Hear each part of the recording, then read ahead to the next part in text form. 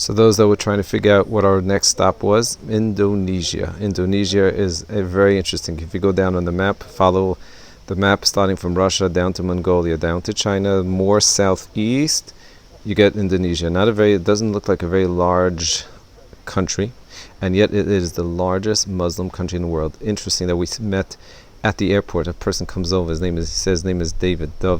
He shows me and introduces me to his daughter Rachel, his son Yoel. Can you imagine? And he said they're Christian.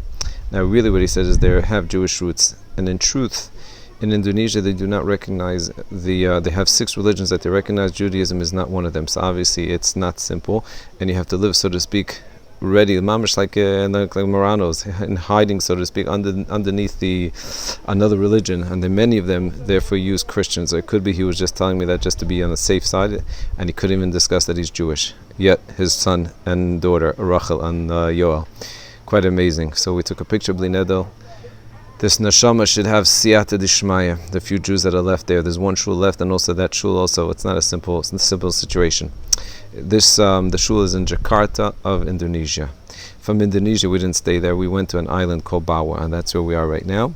And today's topic is going to be a bracha that helps us express our inspiration, express the fact that we feel suddenly in awe when we see Hashem's creations. Of course, the idea of blessings, of brachas, is to be able to connect to Hashem. We're not giving Hashem brachas because He needs brachas.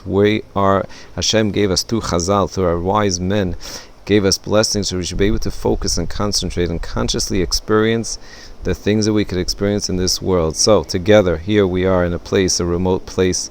Most of us don't get to go here, so we're together going to experience this. So one of the discussions is, of course, the amazing creations. Chazal say, you see beautiful creations, you say a bracha. What's that bracha?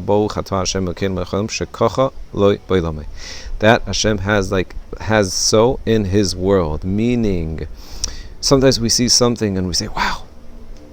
So how do we express it? We say, Hashem, wow, this is what you have in your world. You put this in this world so I could know and recognize and connect to you. One of those creations, of course, is fish.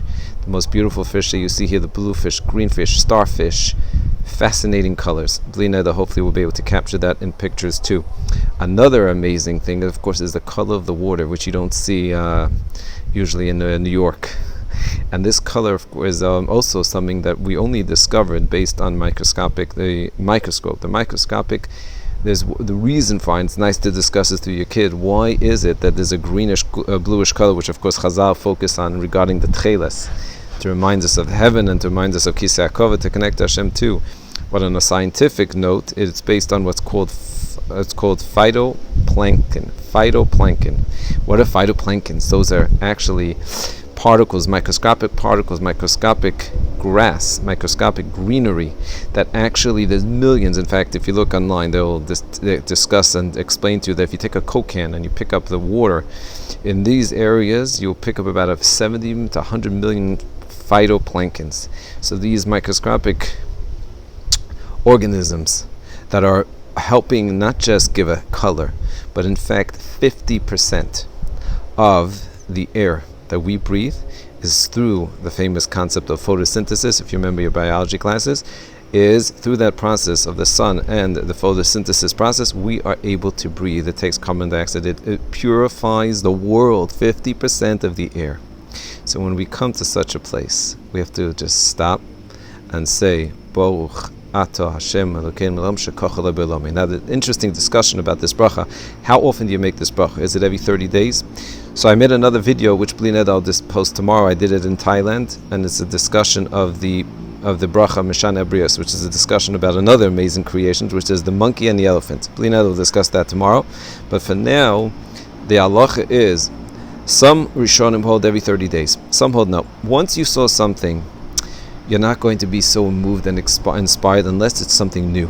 It shows you the understanding of the conscious understanding of human beings. So therefore, it has to be something that you've never seen before, or even if it's the same type, another fish, but it's a little bit different. And then you recite this bracha. In fact, they say in the poskim, they say that if you see even a beautiful person, you would make a bracha. Now, some don't have the meaning exactly what that means, a beautiful person, and what does that mean to become another more beautiful person. But certainly here on this island, to see fish, to see this, the beauty of the Rebbeinu Shalom, we could say, Baruch Shekacha Loi Ba'olamai. Ashrei Ha'am Shekacha Loi.